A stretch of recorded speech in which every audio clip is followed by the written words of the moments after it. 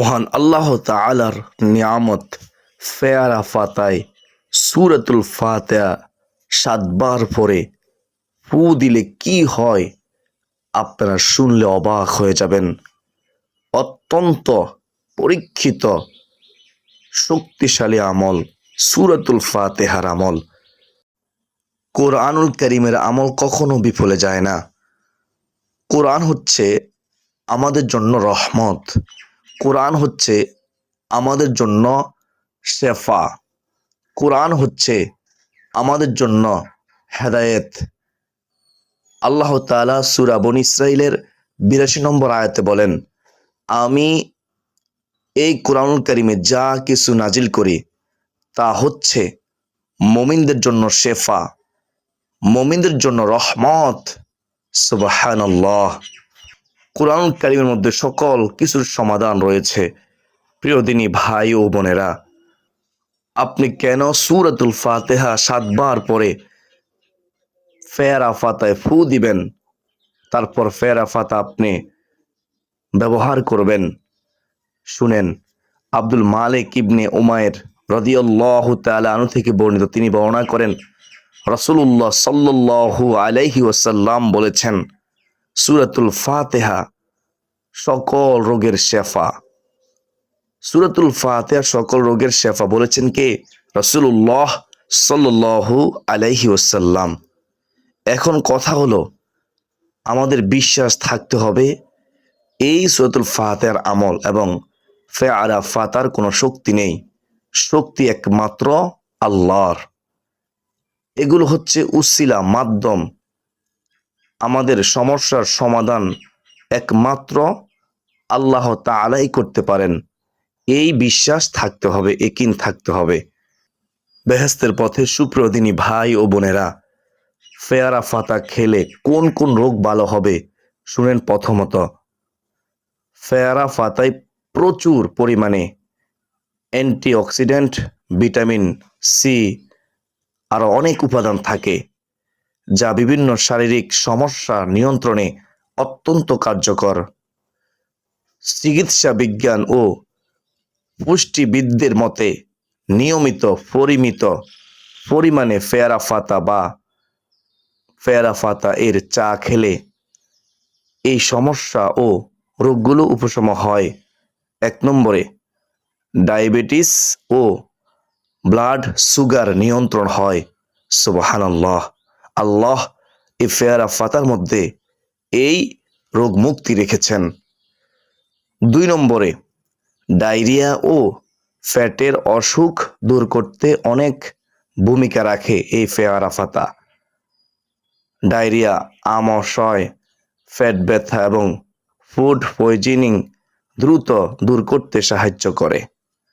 ৩ নম্বরে, উচ্চ কোলেস্টেরল ও হৃদরোগের ঝুঁকি কমায়, স্ট্রোকের ঝুঁকি কমায়।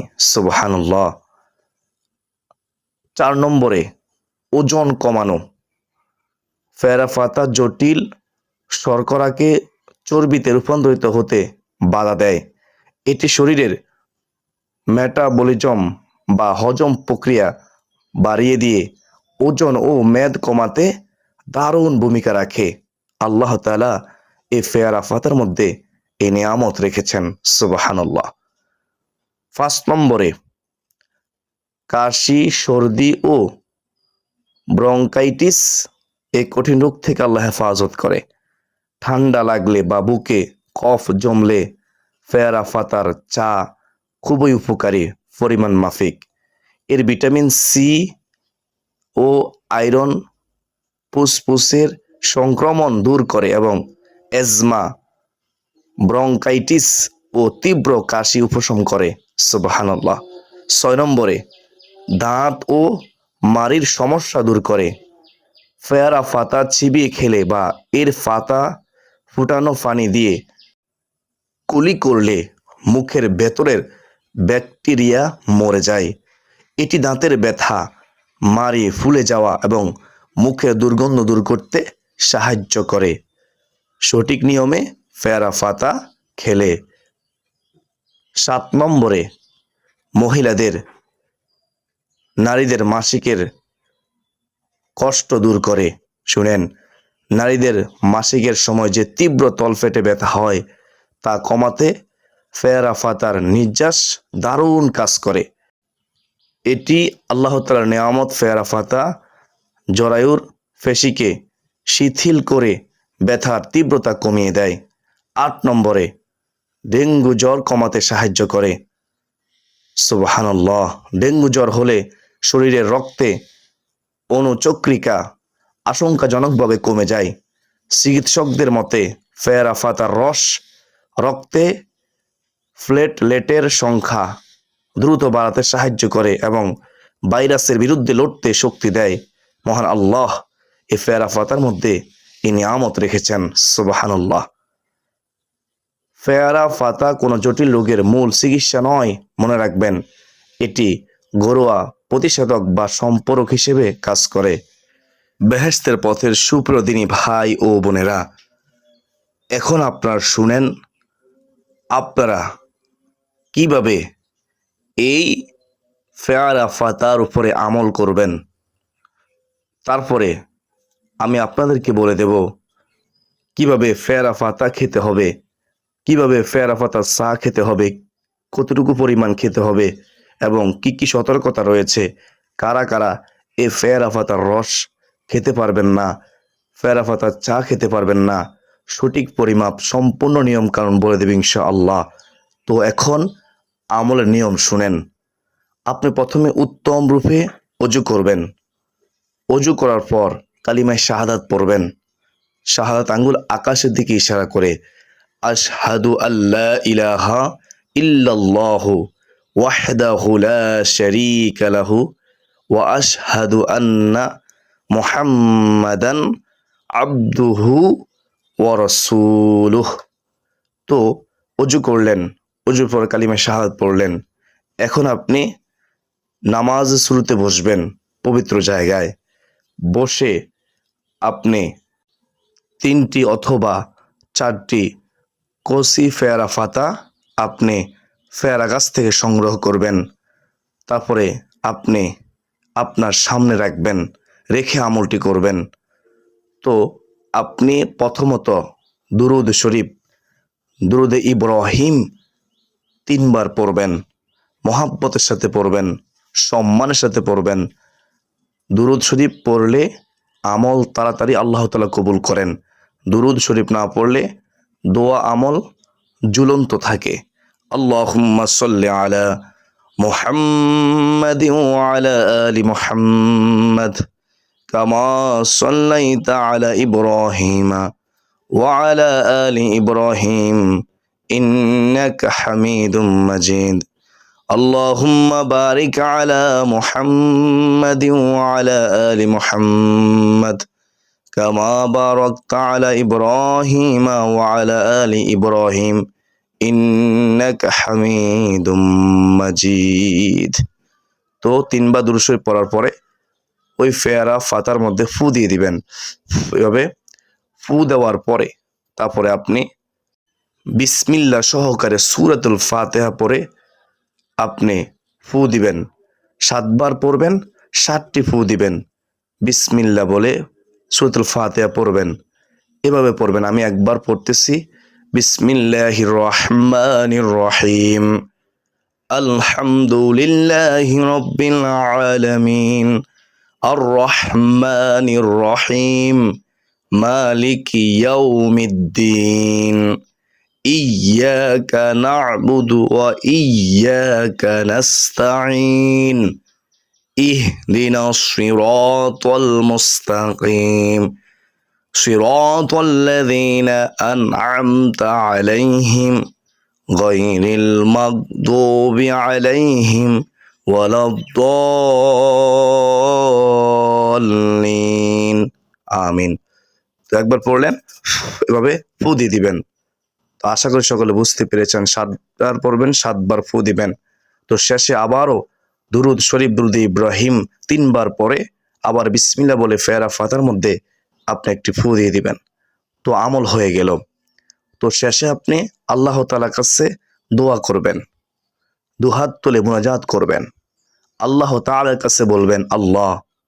এই ফেয়ারা ফাতা হচ্ছে উসিলা, এই সূরাতুল ফাতিহার আমল হচ্ছে উসিলা। একমাত্র সুস্থ করনেওয়ালা আপনি আল্লাহ। আপনি ছাড়া কেউ আমাদেরকে সুস্থ করতে পারবেন না, আপনি ছাড়া কেউ আমাদেরকে কঠিন কঠিন রোগ থেকে হেফাজত করতে পারবে না। আল্লাহ, একমাত্র তুমি আমাদেরকে সুস্থ করতে পারো। আল্লাহ গো, তুমি আমাদের আমলটুকু কবুল করো। ফেয়ারা ফাতার মধ্যে যে নিয়ামত রেখেছ আল্লাহ, এই নিয়ামতগুলো আমাদেরকে তুমি দান করো। আল্লাহুম্মা আমিন। আমাদের আমলটুকু তুমি কবুল করে আমাদেরকে কঠিন কঠিন রোগ থেকে হেফাজত করো। এভাবে আল্লাহর কাছে কিছুক্ষণ দোয়া করবেন। তো আপনার আমল হয়ে গেল ওই ফেয়ারা ফাতা। আপনি এখন কি করবেন, কিভাবে ব্যবহার করবেন, কিভাবে খাবেন, শুনের মনোযোগ দিয়ে। শিশু ও কিশোরদের ক্ষেত্রে 12 থেকে 18 বছরের মধ্যে কিভাবে এই ফেয়ারা পাতা ব্যবহার করবেন, কিভাবে খাবেন, শুনেন মনোযোগ দিয়ে। শিশুদের পরিপাকতন্ত্র সংবেদনশীল হওয়ায় প্রাপ্তবয়স্কদের চেয়ে কম মাত্রায় দেওয়া উচিত। 12 বছর নিচে এই ফেয়ারা পাতা রস খাওয়াবেন না, ফেয়ারা পাতা খাওয়াবেন না। পরিমাণ দিনে হাফ কাপ ফেয়ারা পাতার চা, দিনে হাফ কাপ ফেয়ারা পাতার চা। শুনেন নিয়ম, 3 থেকে 4টি পাতা, 3 থেকে 4টি পাতা 1 কাপ পানিতে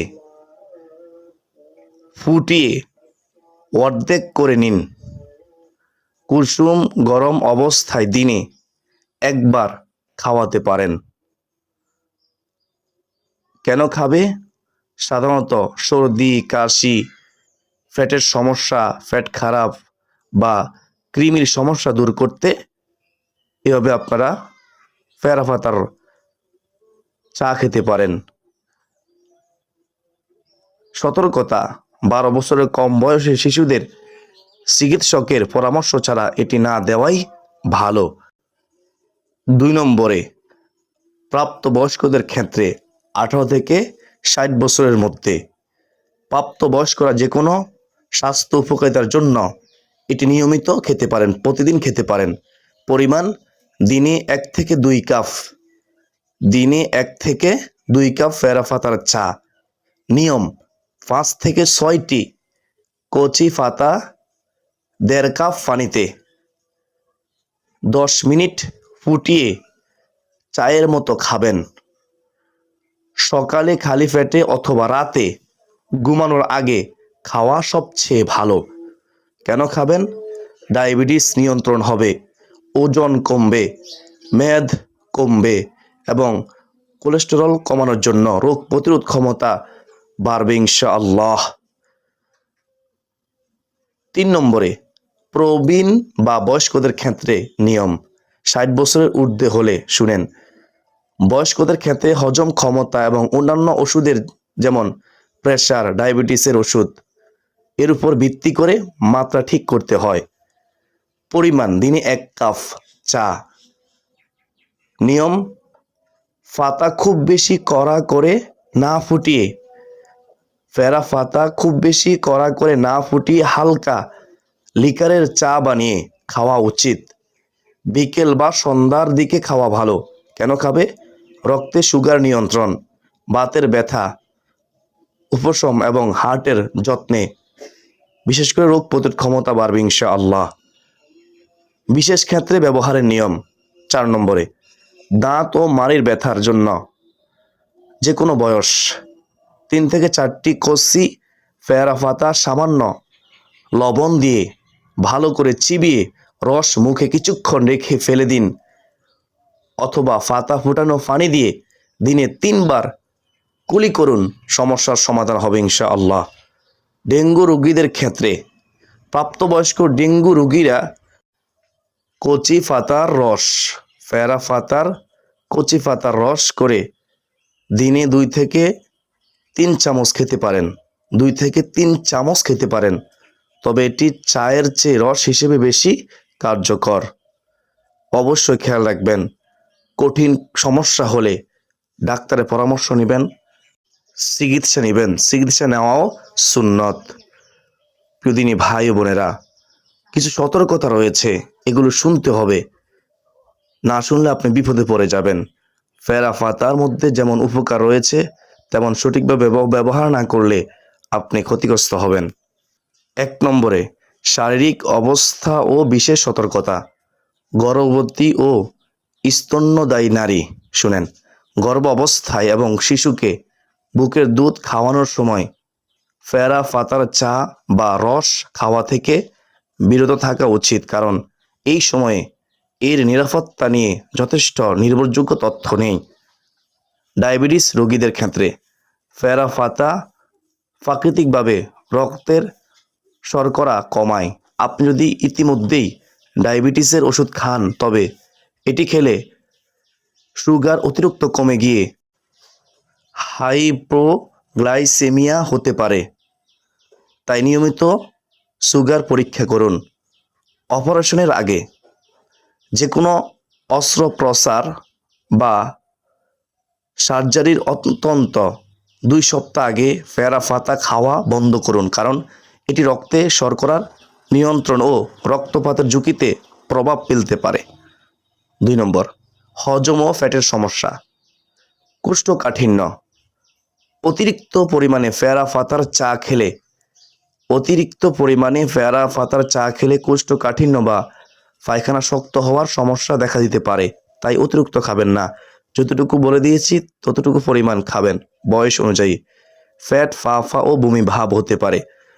প্রথম খালি ফ্যাটে বেশি খেলে অনেকের ফ্যাট ফা হতে পারে, গ্যাস বা হালকা বমি ভাব হতে পারে, এজন্য পরিমাণ মাফিক খাবেন। 3 নম্বরে সাধারণ নিয়ম ও মাত্রা। পরিমিত মাত্রা, দিনে 1 কাপের বেশি ফেরা ফাতার চা না খাওয়াই ভালো। ত্বকের অ্যালার্জি। আপনার যদি একজিমা বা ত্বকের কোনো সমস্যা থাকে, তবে ফেরা ফাতার রস সরাসরি ত্বকে লাগানোর ক্ষেত্রে সতর্ক থাকুন। এটি ত্বককে খসখসে বা ইরিটেশন করতে পারে, আপনি ক্ষতিগ্রস্ত হতে পারেন। তো আমি চেষ্টা করেছি আপনাদেরকে বোঝানোর জন্য আল্লাহর নিয়ামত, এ ফেরা ফাতার মধ্যে আল্লাহ কি কি নিয়ামত রেখেছেন, আপনি কি কি উপকার পাবেন, কীভাবে ফেরা ফাতার উপর আমল করবেন, সম্পূর্ণ নিয়মকানুন বলে দিয়েছি। আশা করি সকলে বুঝতে পেরেছেন। তো যারা এ পর্যন্ত শুনেছেন, আমার বিশ্বাস আপনারা ভিডিওতে একটি লাইক করে দিবেন এবং শেয়ার করে দিবেন ইনশাআল্লাহ। তো আজকে এ পর্যন্তই, সকলে সুস্বাস্থ্য কামনা করে বিদায় নিচ্ছি। ওয়ামা আলাইনা ইল্লাল বালাগ। আসসালামু আলাইকুম রহমতুল্লাহি ওয়া বারাকাতুহু।